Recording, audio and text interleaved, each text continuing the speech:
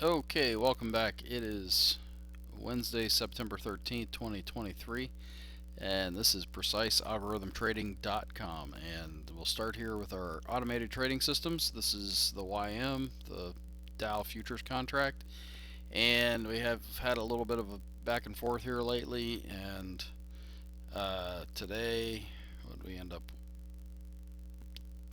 Today's the 13th, so there's a bunch of trades today. Net down, I would say, and that's okay. Um, Still in the territory of potentially taking off to new highs here. So this is the Russell, and it didn't trade again today, so I'm not putting up the stats. This is through today though. It's just not traded since I think the 8th. Uh, this is the NQ, the Nasdaq, and we did put on new equity dots today, so that's new high peaks in our equity. And we only had a couple trades right there, so net positive on the NASDAQ for the day. So that's the automated trading systems, and let's jump into the markets. And I'm going to do this quickly because, well, it's late. Um, we've had a lot of back and forth. We are coiling up here, and the question is, we're going to go higher or are we going to go lower? And how long are we going to coil? So now you can see that there's a squeeze forming on the 1 hour chart on the S&P 500. So as of right now, the futures are higher. Does that mean anything? I don't think so. It might mean something. It could lead to something, but it could also totally reverse overnight.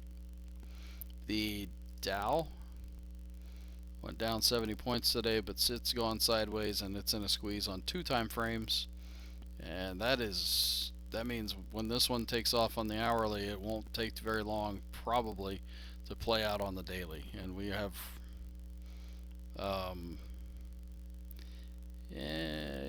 green, red, squeeze. So the squeeze is really going to take the importance here, and um, this thing could go either way, but we'll keep looking and see what kind of evidence we can put together.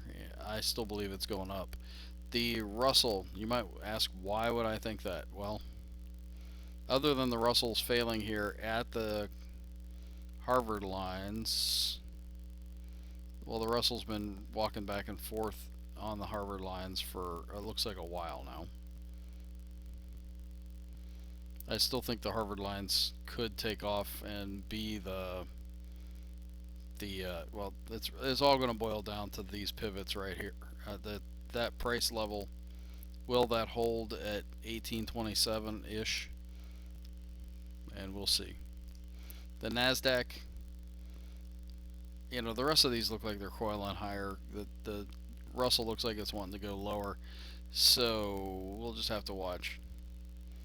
The transports, that's an interesting move today because they went up a little bit after they've been in the doldrums here. Also in a squeeze on the hourly chart. We'll watch the hourly and hopefully get some cues to what to do with the daily chart. Get rid of that. And what did oil do today? The USO contract went down a little bit. The oil futures contract is up 0.17%. Sorry, 0.42%. I was on the wrong thing there. We're having a performance problem, which is just lovely. So it's just been really climbing higher. It's in that nosebleed territory where we really had a rip to the upside down here. We had a pullback, and then we've been ripping, but we're starting to get small, tiny candles, which means that the volatility, when it does pick up, we're going to get big candles, and they're probably going to come down. If you see that happens along the way. Alright, I'm going to flip over and finish this in stockcharts.com. Do the bullish percent indexes, and I'm going to do them quick. The industrials didn't move. The NYA.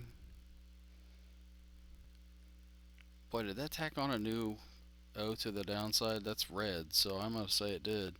Down by 2.48%.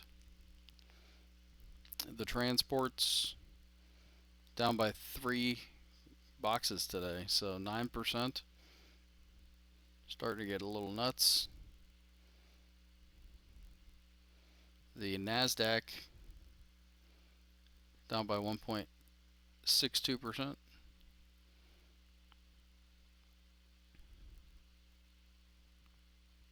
The S&P 500 tacked on a new O today, down 1.96%. It is at 50 right on the dot.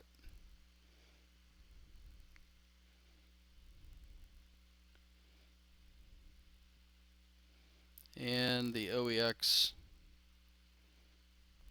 up by 1.96%. This is when it's going to get interesting. And the NDX unchanged.